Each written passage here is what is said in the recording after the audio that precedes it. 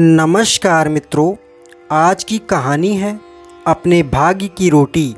और चैनल पर नए हो तो चैनल को सब्सक्राइब अवश्य करें। दोस्तों, कहानी को पूरा सुनिए क्योंकि इससे आपको बहुत कुछ सीखने को मिलेगा। बहुत समय पहले की बात है। महेंद्रगढ़ का राजा महेंद्र सिंह हुआ करता था। वह बहुत अकड़ू, घमंडी और बददिमाग था। अपने आगे किसी की ना सुनता और कुछ नहीं समझता था। अपनी खिलाफत करने वालों को कड़े से कड़ा दंड देता था और हाँ, कुछ कुछ सनकी भी था।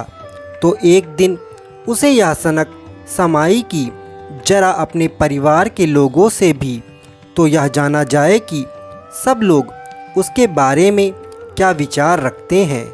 उसके परिवार में उसकी पत्नी तिलोत्तमा और 7 अल्पवयस्क बेटियां थीं।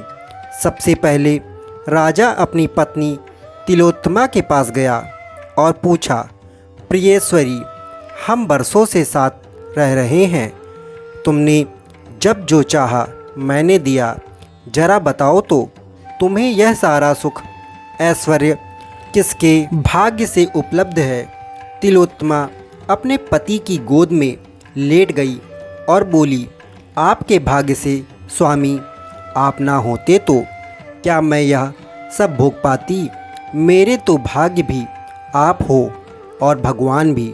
राजा महेंद्र सिंह ने रानी को अपने सीने से लगा लिया और बोला, तुम सही कह रही हो।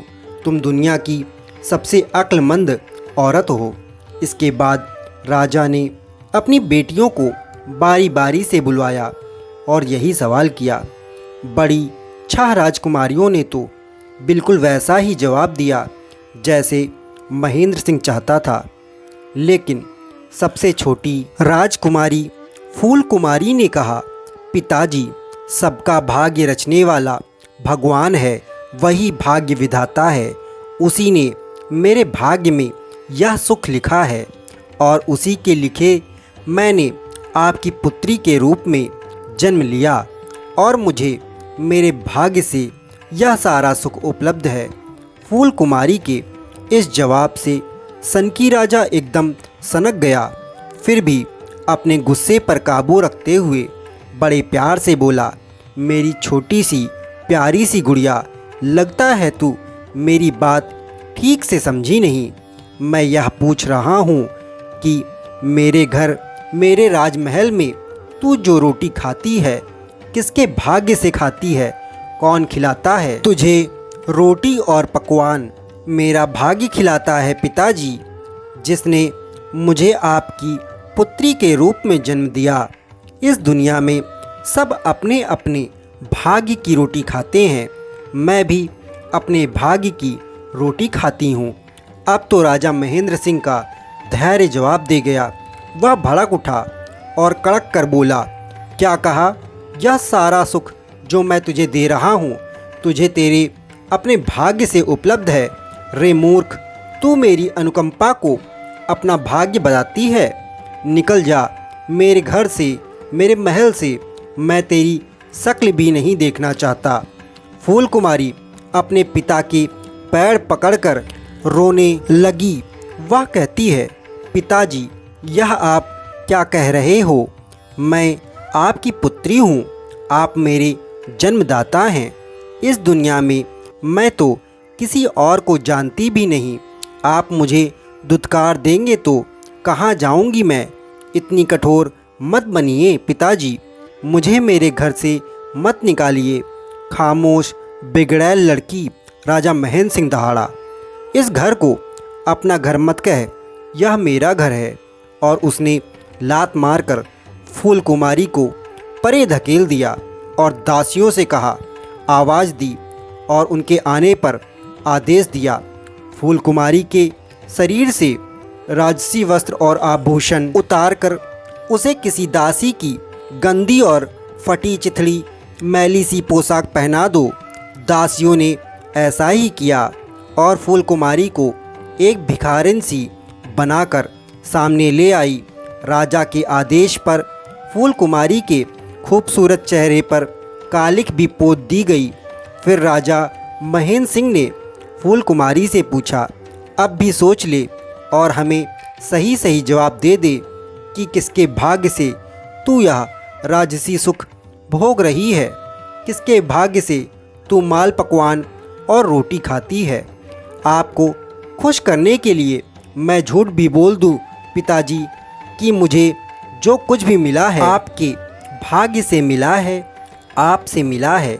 लेकिन मेरे झूठ बोलने से झूठ सच नहीं हो जाएगा। फूल कुमारी की इस निर्भीकता ने महेंद्र सिंह को आग बबूला कर दिया और उसने दहाड़ कर बाहर पहरे पर तैनात सैनिकों को आवाज़ दी। तुरंत ही कई सैनिक दौड़े आए और राजा को अभिवादन कर सिर झुकाकर खड़े हो गए। तो महेंद्र सिंह ने कहा, राजकुमारी फूल कुमारी को जल्दी से जल्दी किसी तेज रफ्तार रथ द्वारा हमारे राज्य से मीलों दूर किसी दूसरे राज्य के जंगल में छोड़ आओ। यहाँ से यह कभी चाह कर भी वापस न लौट सके। बहुत घमंड है इसे अपने भाग्य पर, तो आज से यह दूर राज्यों के जंगल में भटक भटक कर भूखी मरेगी। फूल कुमारी रोती रही मगर राजा महेंद्र सिंह नहीं पसीजा। राजाज्ञा टालने की हिम्मत किसी भी सैनिक में नहीं थी। सैनिक फूल कुमारी को घसीटते हुए ले गए और उसे बहुत दूर किसी राज्य की सीमा से सटे जंगल में छोड़कर वापस लौट आए। अपनी सनक में ऐंठे सनकी राजा महेंद्र सिंह का जीवन फिर से पहले की तरह चलने लगा। लेकिन उधर राजकुमारी फूल कुमारी के साथ क्या बीती। फूल कुमारी भूखी प्यासी भटकती भटकती एक ऐसे विशाल मार्ग पर पहुंच गई जहां एक बेहद विशाल और शक्तिशाली राज्य विजयगढ़ का नगर सेठ धर्म सिंह विदेशों में व्यापार करके अपने दलबल काफिले के साथ 5 वर्ष बाद वापस विजयगढ़ लौट रहा था। धर्म सिंह बहुत प्रसन्न था कि आज 5 वर्ष बाद वह अपनी पत्नी और एकमात्र पुत्री से मिलेगा।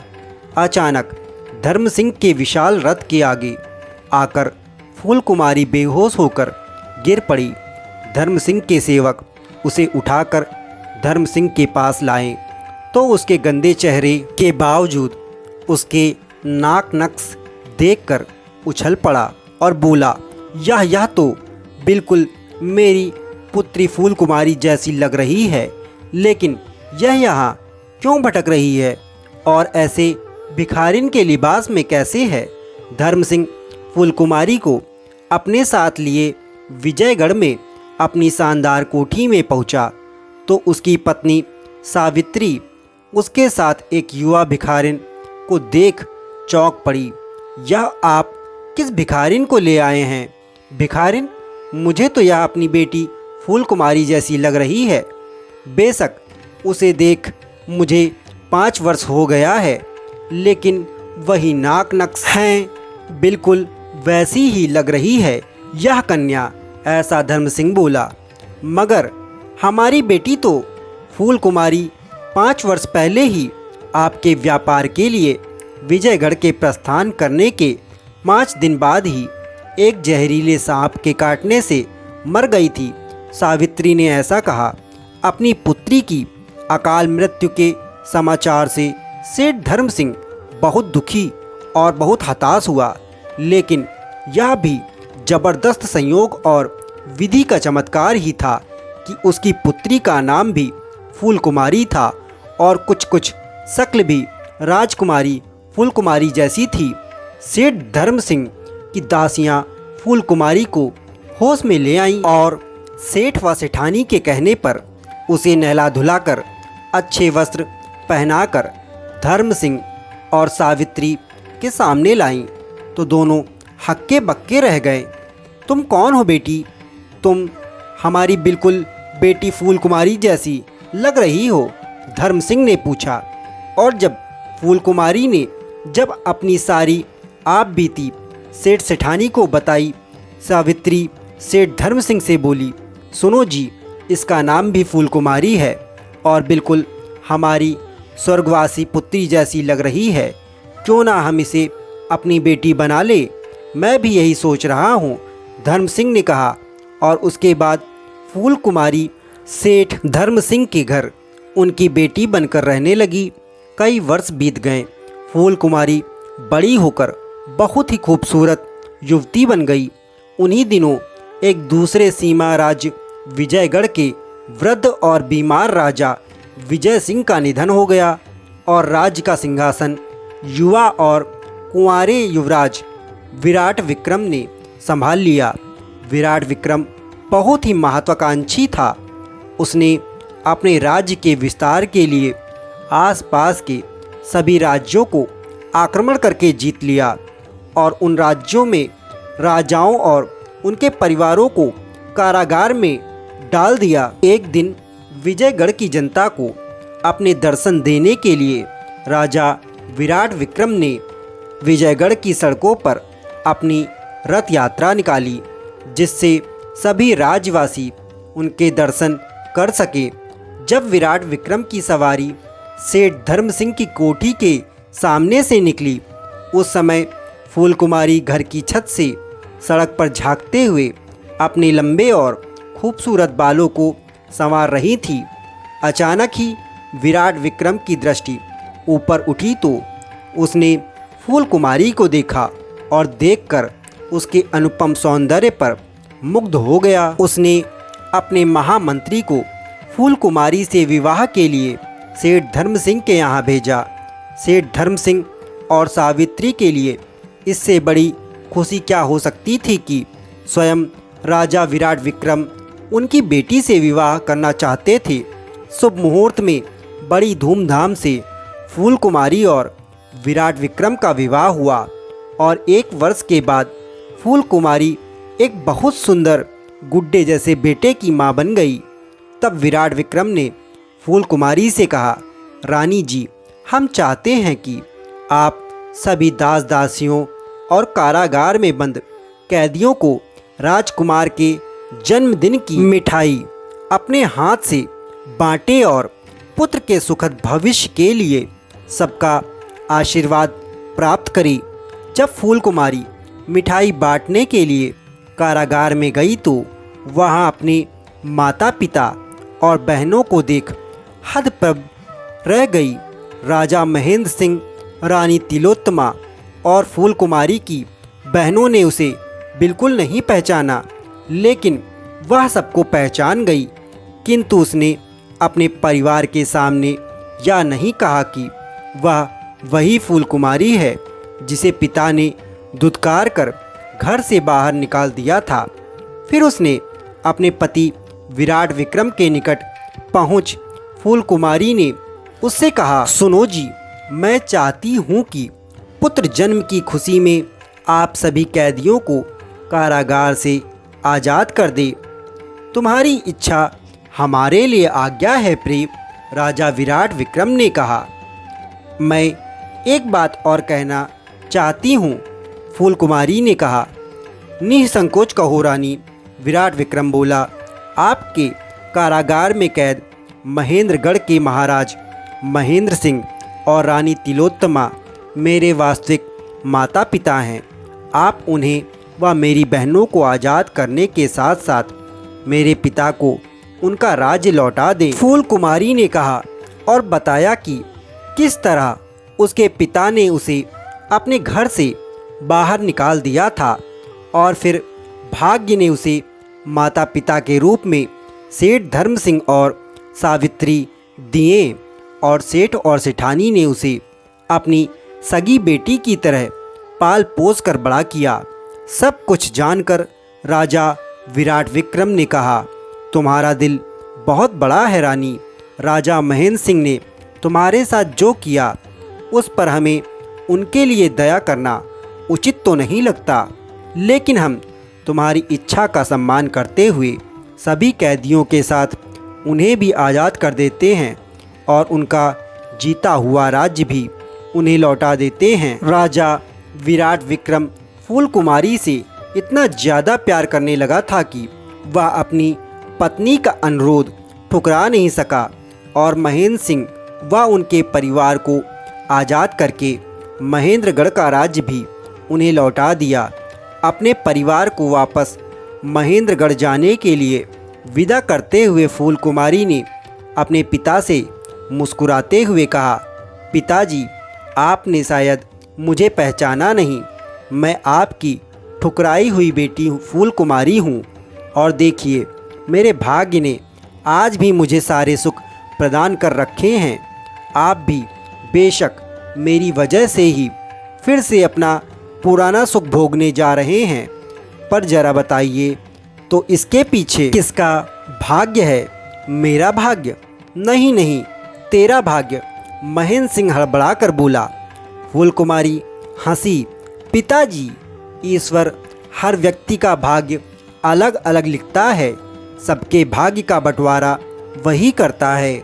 आपने मेरे पति की कैद में अब तक जो कुछ भी भोगा है वह आपका भाग्य था, और आपने जब मुझे अपने राजमहल से दुत्कार कर निकाल दिया वो मेरा भाग्य था।